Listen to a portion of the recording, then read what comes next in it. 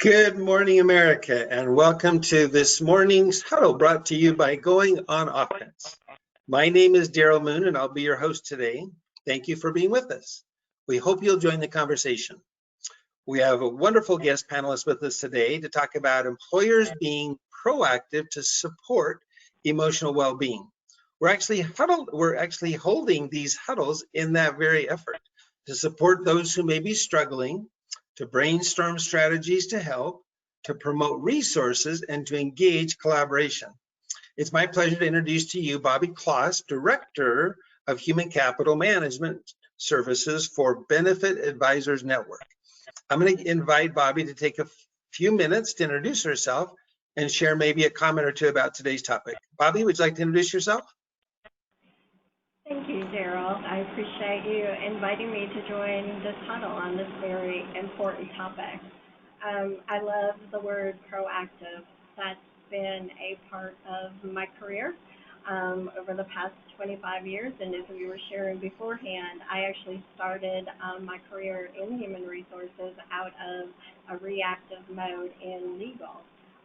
Worked as a paralegal for a major PEO industry and was reactive every single day, working with employers to really respond to, employee complaints that were coming across, whether they be, just from all areas of employee relations, and then working with human resources to reactively put plans and policies and processes into place so that to hopefully mitigate any further liability.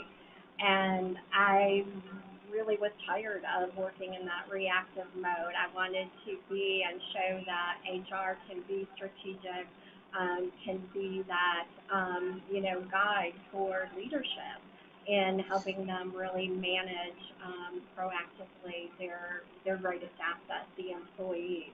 So I made the jump over into human resources.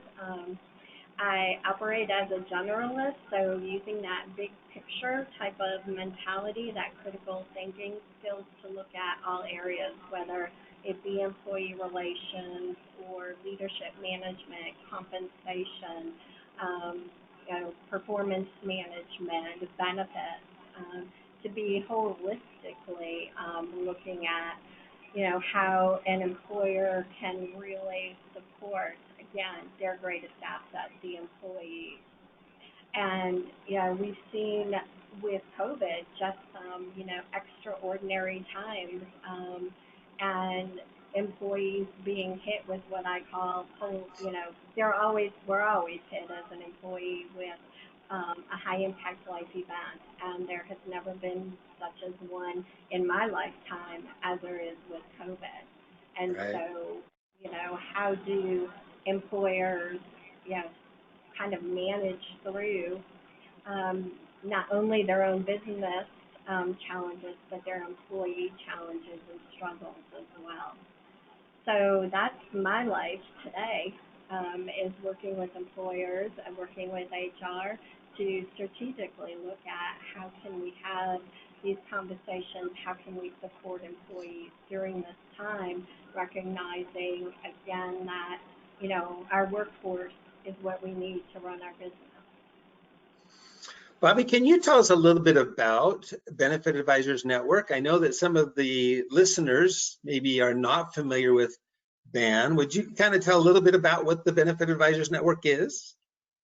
Sure. So we are a membership organization that is made up of health and welfare brokers across the country. And we provide the tools, the resources, the subject matter experts to support what they do with their employer clients. So my role is to look at the human capital management end of that and really work with an employer to, lead to their organizational health. And that's kind of the emphasis that we put on everything that we do as BAN, is what can we do to support our agencies who are supporting their clients to, again, lead to that health, whether it be for their business, their culture, and their employees, and taking that holistic look at the well-being of an employee from a financial, emotional, social, and physical standpoint, because that then is also going to lead to that well-being of that employer and their long-term sustainability. Thank you. So I'd like to, before we get into the conversation, just invite our attendees to join the conversation. Would love to hear from you either through comments you can send in through the comment section or the question section. If you've got questions for Bobbi, please feel free to send those in as well. Or if you're willing to join the conversation and be on mic, just raise your hand on your control box and I'll turn on your microphone and you can be a part of the conversation. So Bobbi, let's start with just how are you doing? How's this whole pandemic affecting you personally and just your work day, and how have you been through this and what's this been like for you personally? Great question, and I will be totally transparent. It has been a emotional roller coaster. But you know, with my role with our advisors, um, you know, had to respond to what they're going through. You know, COVID has hit employers, their employees in a myriad of different ways. There have been laws, you know, coming out and interpretation and reinterpretation of those laws. And so while having to, you know, we are, health and welfare agencies are or were considered an essential business, and so we were still operational. But we had to pull back from our travel, we had to pull back into our homes, you know, and like every employee, I had, you know, the concerns over not only my own health, but my son's health, my mother's health, you know, and I have a sister-in-law who is extremely high risk, and so, you know, just trying to deal with work going on, keeping out, getting information out to our agencies, to our employers, and, you know, kind of maintain that emotional balance. My team, we were all over the country, and, you know, having that communication and that connection was also important. And so, yeah, it was an emotional roller coaster week to week. What have you found that's helped you, Bobbi, just from that resilient standpoint? What are some things you found that have been helpful for you personally? So for me personally, I am a meditator. So I kicked up my meditation and really found that that did help. The connection that I had with leadership was also very important. You know, I'm not one that needs to have micromanagement or that, you know, minute by minute, you know, hey, you're doing a good job kind of thing. Uh-huh. But I found that I needed that a little bit more because I wasn't engaged with leadership on a day-to-day basis. And so trying to maintain, you know, everything that I needed to do, I found that I needed a little bit more of that. So communication was important, not only my leadership communicating to me, but me communicating to him what my needs were. So I found that was important as well. And then sometimes I just need to take a, you know, a mental health hour, you know, just unplugging from everything. So, and then really connecting more with my family was also very beneficial to me. Thank you. So Thanks for sharing. yeah, from families and, you know, getting together. I have family all over the country as well. So that was important to have that connection. So let's jump into the topic of employers being proactive. Tell me a little bit about what you're seeing amongst your membership and as well as their clients. What are some of the different things you're seeing companies doing right now to be proactive to address employee emotional well-being? So, you know, proactive, I think might be a misnomer because I think we're being reactive. You Mm-hmm. know, employers traditionally don't put, and this isn't anything against employers, I mean, I've been one myself, they don't traditionally think about employees in that way. You know, they're focused in on production. They're focused in on, you know, being present at work. They're focused in on customer service and support. And traditionally, employees' emotional well-being has been something that an employee silently has to deal with.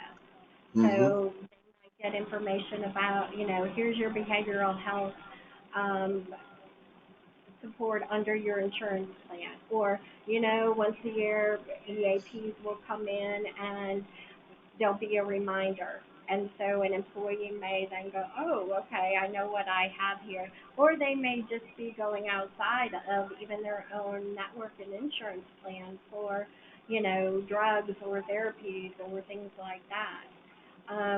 So COVID has really brought an awareness Mm-hmm. to the forefront because I think employers in greater mass have seen how the emotional well-being has upset the business continuity. So I think we're being reactive to it, but we're thinking long-term proactively. So hopefully employers are not just thinking that this is a short-term reactive fix, but a long-term proactive solution. Yep. And trying to put strategies in place to do that. Right. So talk a little bit about how, as you work with client companies or your members' client companies, how do you help a company build a culture where, and what are some of the keys to a company culture that puts employee well-being at a higher priority? And what are some things that an HR director can do to maybe raise that level of importance within the organization, as well as maybe bring strategies to leadership that will be proactive? Great question. And I think, you know, one of the main objectives for an employer is to remove stigma. I mean, behavioral health, emotional well-being, mental health has always had a very negative stigma associated with it, as well as treatment for mental health always has an emotional stigma attached to it. You know, it's kind of like addictive behaviors, you know, Mm-hmm. when we talk about substance abuse or drug addiction, very much negative stigmas and attachments to that. So when we talk about anxiety or depression, or, you know, we think about, oh, an employee is not able to cope. And so then we don't think about it in a positive way that, you know, kind of, hey, there's a broken thing in your body here and it can be fixed. And it's not treated like, oh, I have a broken leg.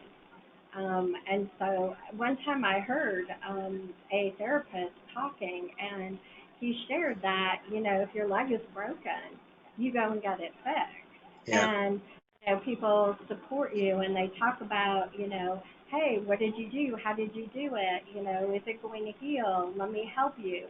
Let me do these things. And he shared that, you know, when you are anxious, when you are depressed, when you are, you know, whatever going through, you know, high levels of stress, things like that your brain is actually then becoming broken. And that there are means and ways to be able to fix that, whether it be through therapy or it be through drug therapy or, you know, adapting different types of lifestyle behaviors. And so that to me really kind of hit home about my own perceptions regarding mental health and well-being. And so for an employer, I think it's important that they understand that and that, you know, not everybody is built at the same level to handle stress at the same level. And I think if we're transparent about that, if we communicate that message, if we do so from positive approaches versus the stigma and negativity surrounding it, then I think we as an employer can make changes. Have you seen any strategies? I've got a few in mind that I can share, but have you seen some strategies that employers have implemented that actually help normalize for their workforce the idea of getting help, or that make it more comfortable for people to reach out and get the help they need? Because you're right, people, I think the average is people will wait 10 years after experiencing mental health symptoms before they'll ever reach out to get help. So what are some strategies that you've seen that shorten that period of time and make it easier for people to reach out and get the help they need? Very good question, and I'm interested to hear your strategies as well. But I mean, I think it is about that communication. I think it's about leadership saying, okay, that my employee is important to me. My employee holistic health is important to me. It's important to my business sustainability. And I think being able to be transparent enough to share if they have had any impact in that way. You know, even just sharing, hey, this is a confusing time for us all. You know, I don't have all the answers. I don't have all the support that I need. But what I need to do is I need to implement ways, find ways to get support. So to show that they are also struggling and having challenges as well.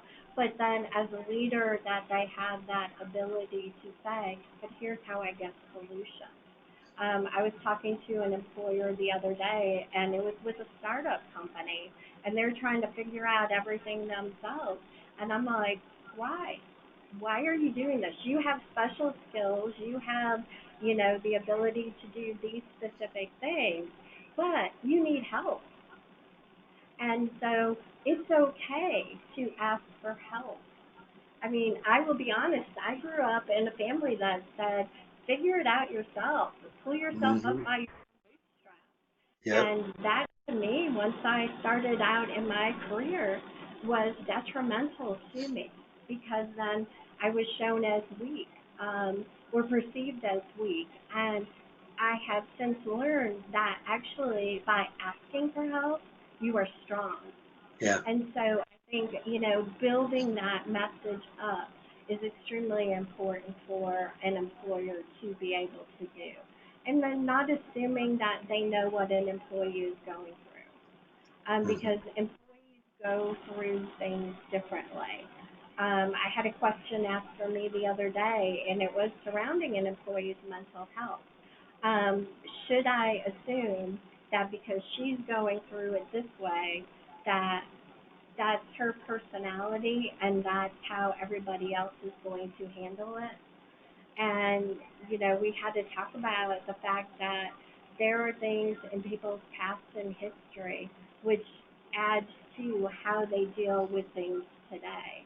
And so not assuming that because one employee that deals with, you know, a situation, you know, I can go ahead and I can work remote and, you know, you can add that extra work on me, or I can balance, you know, being a parent and, you know, still having to be able to do my work 8 to 5, and one person can handle it, you know, pretty well.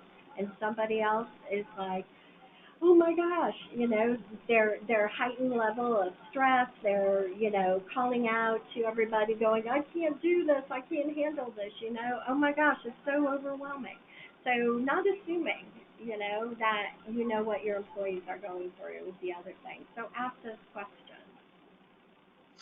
Well, and one of the first things that I thought of was what you said. I think there's been some tremendous examples of companies who the leaders have actually shared personal stories and have been willing to say, I'm vulnerable too, and here's my experience dealing with anxiety, or my experience dealing with stress, or here's how I went through a bout of depression. And boy, that is a powerful message when the message is accompanied by, we want to help you too, and it's okay to reach out for help.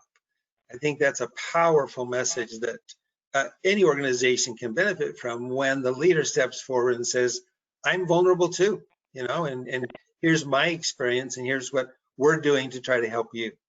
The other thing that I've seen, I think I mentioned to you, we've been managing population mental health for over 20 years. And perhaps one of the most important things in doing that is a very proactive employee assistance program. And you say, well, how do you get people to use the EAP? You know, it's like great that it's there, but how do you get much higher levels of penetration and get people to use it? Well, I think there's a number of strategies that we've used, but one of them that I think is incredibly important is to train the supervisors on how to refer people into the EAP.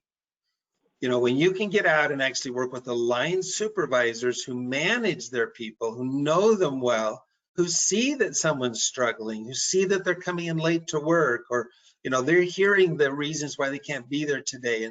And they're the ones that are on the front line and experience some of those challenges that people have. And when those supervisors are well equipped with the resources that the company makes available and know how to refer people into those resources in a very comfortable, because it's one of those difficult conversations, right? It's like, how do I say to somebody, you ought to go see our EAP? Well, by training supervisors on how to have that difficult conversation in a very loving, caring, and a compassionate way, in a very supportive way, you can get people, because when it comes to reaching out for emotional help, a poster is probably not going to be enough. Or, you know, even a letter from the CEO may not be enough. But when you have a relationship with someone that you can trust and you feel like they have your best interest at heart, and they help you see it's okay, and here's what they can do for you. And, you know, it's not going to be on your record. You're not going to be diagnosed as mentally ill. I mean, this is a wonderful resource that can be available to you. It's amazing how you can get people to use the EAP when the supervisors are well trained on how to do that. Does that make sense? That does make sense, and I think it's definitely about empowering supervisors to have that conversation, but it's also looking at performance management in a whole different light. Yeah. For example, is if an employee who has otherwise been a good and valuable employee is all of a sudden now having absenteeism issues or low productivity issues, or there's conflict with other employees, those are definitely warning signs that something is going on. And Yeah. so supervisors do need to be empowered to have that conversation, but there has to be that balance because those employees still do have to perform. And so integrating an EAP referral into a performance management process is definitely empowering because it's giving goals, it's giving measurable goals. It's also letting the employee know that, you know, yes, we still need to have performance, but we're also looking at that we know something's going on around you. So it's sending this caring message out that we value you and that we are, you know, we're wanting to see you healed. We're wanting to see you holistically healthy. So I definitely agree that empowering supervisors, training supervisors as to how to have those conversations is definitely important, but then also letting them know that they still have to manage that performance. Yeah. Well, and like you said, it's also something that can be built into if there's a need for a disciplinary action. You know, you instead of saying, well, here, let me help you deal with your personal problems, say, you know, here's our service, our employee assistance program is there to support you. And we're just simply asking as a part of this improvement plan that you take advantage of that. And I think a lot of supervisors don't know that you can build that into an improvement plan. You can actually have the EAP report, not what's going on, not the issues on a personal basis, but that they've come, that they've gone, that they've reached out for the help. And I think that many supervisors don't appreciate that. That's a wonderful resource that can be available to them. And I think that's one way that HR can be elevated to support leadership and the supervisors is is knowing and understanding what is actually a part of the benefit program and Mhm. then being able to translate that into the culture and the processes in the workplace. Because quite honestly, we're getting, new generations into the workforce and things are changing every day, but there are some long-standing practices like an EAP that has so much to offer that we really just get the information that, hey, if somebody needs counseling, but they have diversity training programs, they have workplace violence, they have communication skills training programs. There is a wealth of information in an EAP program that really goes to waste. And I think these can be tools that, on a day-to-day basis, can be used to elevate not only employees, but again, empower those supervisors and leadership to build a culture of holistic health, but especially focusing in on the employee mental health. Well, and to that point, one of the other things that we've experienced that's been very successful is when you bring those kinds of trainings to the work site, and there's an unlimited number of topics that will resonate Right. within a workforce, whether it's taking care of your elderly parents, whether it's dealing with the stresses of finances, whether it's stresses that you just got summoned because of some legal action. I mean, there's a lot of things that go on in life that cause stress or depression or grief. And so by bringing the EAP counselors to the work site to put on workshops and to hold seminars and to be in front of the employees, it's amazing how employees will connect by just having that experience with someone and go, that's somebody that I would go see. That's somebody that, I've heard the stories, I've experienced what they're like. It's not this unknown. Now, in today's environment, there's not a lot of face-to-face workshops going on, but I'm very familiar with a very proactive EAP that's been holding sort of a virtual webinars and virtual environments where the counselors have been holding similar to today, a presentation where employees can, again, learn, experience, get some good content, but even more importantly, connect with the counselors. And when you connect with someone, the likelihood that you'll go see that person goes way up. Yes, definitely. And I know there are counselors who are even doing virtual sessions. Yeah, And no, so, teletherapy. Mm-hmm. yeah, so, being able to ebb and flow with what is going on out there is extremely, imperative to any type of program that is going to support you. I think one of the things that I love, from the EAP is that it really teaches you that life happens. And, every day we have situations that, kind of give us a little bump in the road. I need to go grocery shopping and I haven't been in about 4 or 5 days and I keep saying I need to do it. So this morning I'm running out of, things to make my breakfast smoothie. So I have to deter from, going straight to the office to do something. Well, that, to me, is a minor bump in the road, where I have a flat tire, I need to fix that. But if I don't have the finances, or I've just lost my job because of COVID, my unemployment Yeah. hasn't come yet, I'm still waiting for my stimulus check, and now I need to expend more money because my car is broken down. Well, something that would normally be just a little bump in the road has now elevated my stress levels. Exactly. And, we get these, life events that can otherwise be just a life event, but now it's turned into a high impact life event. Yep. And so I now need to have tools to support that from happening. And if an employer can just ask those questions of what's going on, we heard from one employer that an employee was always missing like a Monday or a Friday or something, and he was, and so they started looking at his absenteeism records, and it became a, oh, you just want to have a long weekend type of work. Well, they found out that the employee actually was living paycheck to paycheck and wasn't having gas to be able to get to work at the end of the week. So he had used all his money, expended all. That was not only a financial wellness impact, but it was a stress level. It was disrupting his performance. He was otherwise deemed a good employee, but they were ready to terminate him without asking the question, what is going on here? And so the supervisors need to definitely be empowered to ask those questions, to look a little bit more into why things are happening and kind of to deter just a little bit. The generations that are coming into the workforce want to know that an employer cares about them. They Those do. are the employers that are getting, the best place to work type of, awards and Yep. recognition. And so how an employer responds to these situations that are going to come up are going to further establish their branding as an employer of choice. Yep.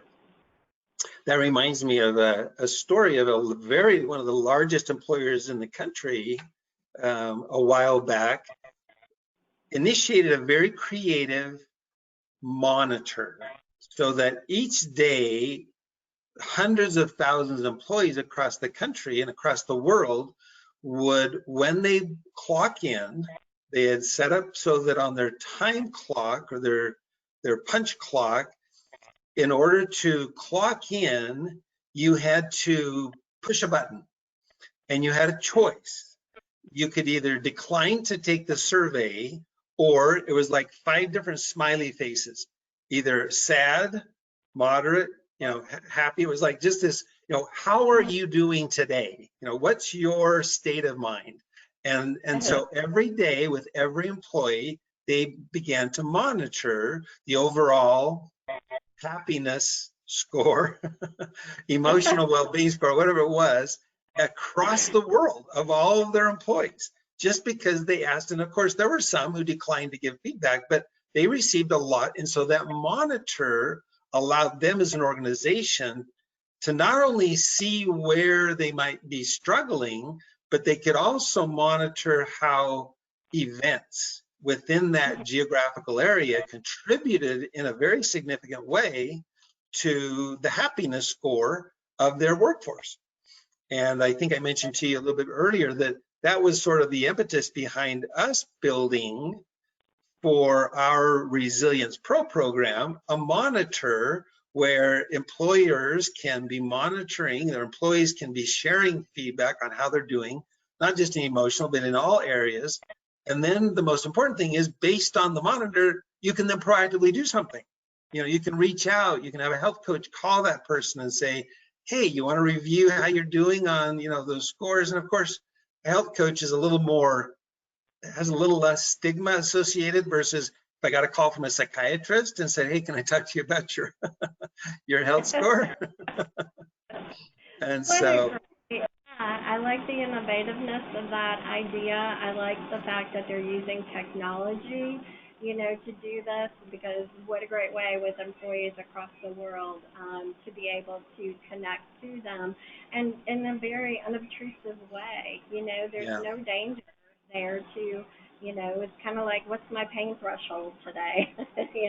By my happy face. So, but it's about caring, and it's about being strategic to what the culture of the, workforce and the environment is going to be about. And I think sometimes that we got just a little off focus with human resources as to how strategically they can support every aspect of a business and its culture, because they're just focused in on the task, and they really need to be seen as, a strategic partner at the table to help a business succeed and continue to grow, and not just be focused in on the daily task. And I think that's key critical to human resources being relevant today. Well, let's talk a little bit about that. It's a very real issue. It's a real problem that many HR folks are, one, not appreciated from the senior level as a strategic thinker, but on the same token, how do you support HR in maybe better filling that role? How do you move them into a more strategic role? Have you found some strategies that work or help organizations build that kind of culture? Well, number one is about awareness, of course, Yeah. of the leadership, and kind of the same thing with regards to what we're talking about today. But I don't want to put the two at the same emotional level. But it's about removing the stigma. It's about removing the perception of what HR is supposed to be about. It started off a long time ago just about processing of payroll or hiring or firing Hmm. an employee. Hmm.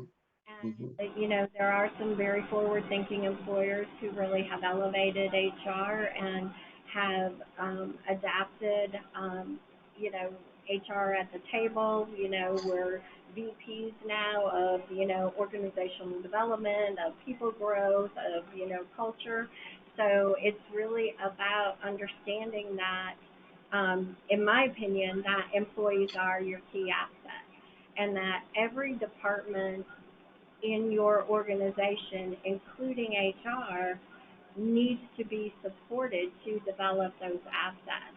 And so if you could tie HR into, okay, my business growth is X dollars for this year, I need this many employees from production department, well, HR needs to be a part of that. So you Yeah. have to tie HR into the growth of the business, the mission of the business.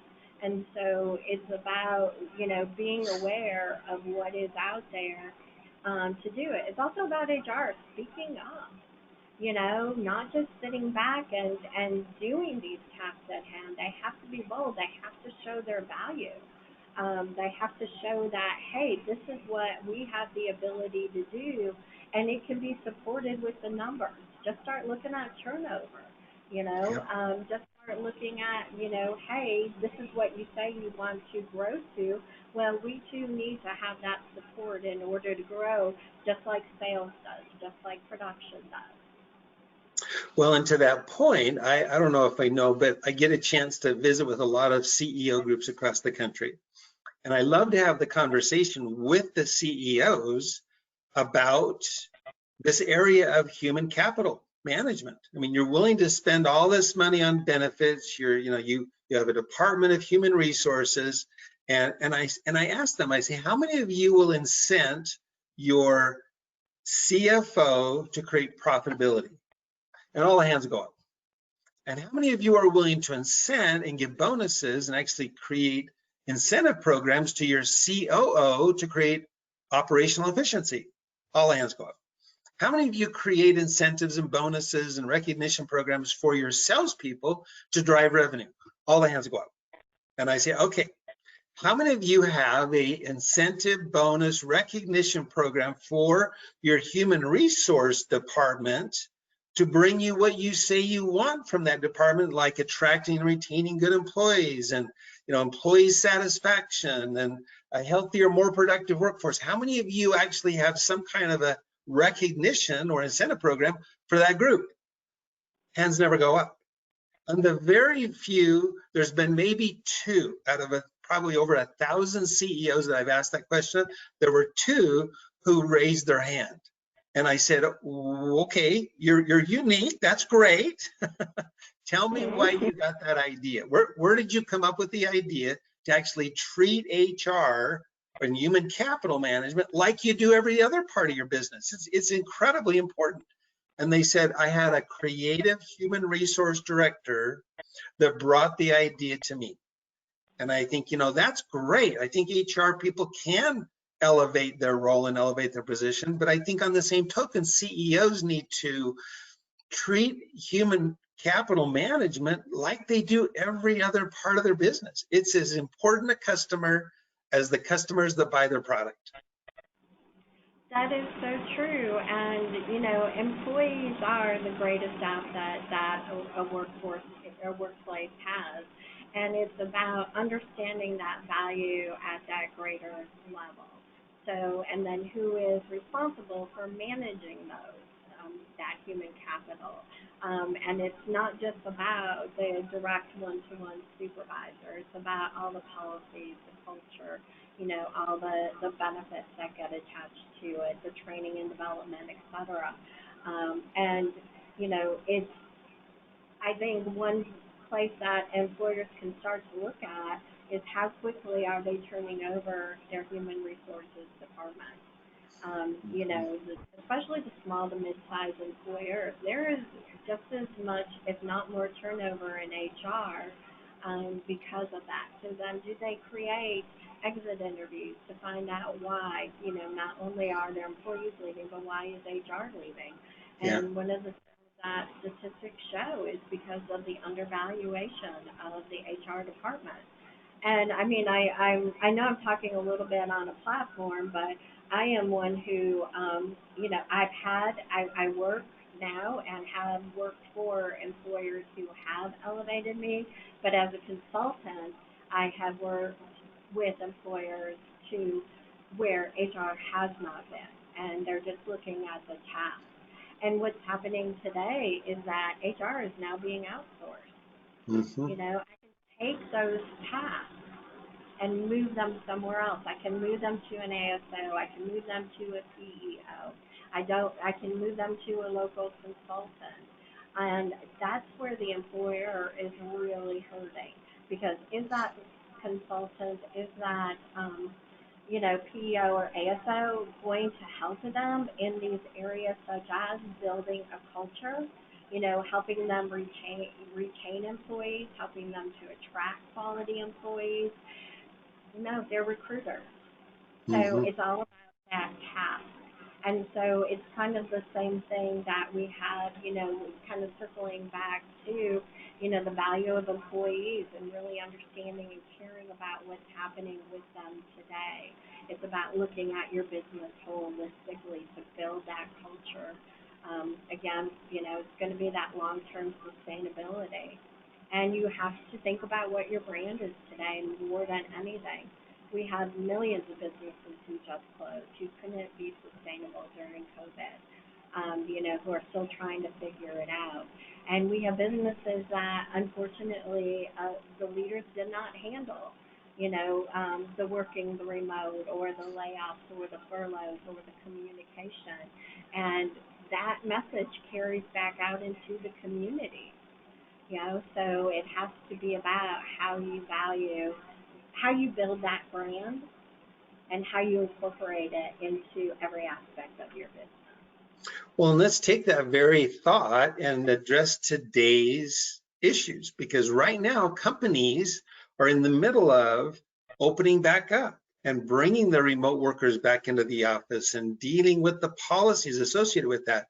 What a great time for employers to think culture and to think big picture and to think about the needs and stress of their workforce, as they impose policies about coming back to the work site.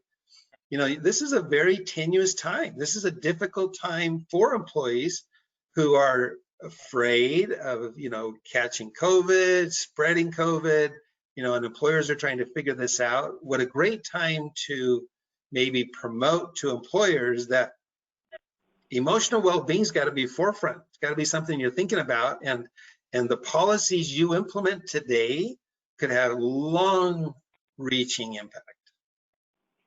Yes, most definitely. And I think, the valued employer, the kind of the best in practices is going to start by asking employees, where do you stand today? If we open this office up, can you come back to work? Are you comfortable coming back to work? Do you have any high risk areas that we need to be, aware of, whether it's, trying to balance, the fact that daycares aren't all open or that there's no school programs going on during the summer, Right. So, in the midst of when school comes back, there's still a lot of schools that don't know if they're going to open back up. So the parents have to be the teacher as well. So, or are they high risk themselves, or do they live with a high risk individual? So you have to think about all those impacts that your employees are going to have, and then how does that develop into your return to work or return to the office plan? You know, do you bring everybody back at one point? You know, what have you done for ensuring the safety and well-being of your employees when they do come back? You know, the social distancing, wearing masks, sanitizing, you know, we talk about, you know, the mental health issues. What about those who have existing? You know, if I'm OCD, can you imagine what would be going through my mind about coming back to a clean, sanitized workplace and ensuring that it maintains that? Right. You know, being able to ask those questions is extremely important, and not just kind of waylaying an employee's concerns to the side, but really being thoughtful and understanding of each as an individual. And of course, balancing against the business needs of the workforce as well. Well, and I'm going to just mention a shout out to one of the reasons we built this Going on Offense movement is to support employers and employees in this effort. And over the weeks that we've been doing this, there's been some wonderful resources that have been brought to our attention that we've been trying to put on the website as, again, just a resource. And so if people will go to goingonoffense.com, there's ideas, there's suggestions, there's resources, there's help, there's companies that are offering free services, other companies are offering discounted services, all in an effort to support both workers as well as employers right now during this difficult time. I'd be curious, Bobbi, are you familiar with some resources that maybe we can direct our attendees to that can be very supportive and helpful to employers right now? So, you know, I always go to the local resources that are available, like through their EAP programs, through their benefit advisors, also through their community networks of United Way and things like that. We've gotten a lot of requests for, career planning, interviewing skills as employees are being laid off and they want to offer some sort of outplacement programs. And so, we hear about those resources. We also, SurveyMonkey, doing your surveys, your employee surveys, great place to build those into. And you can do those as a free resource as well.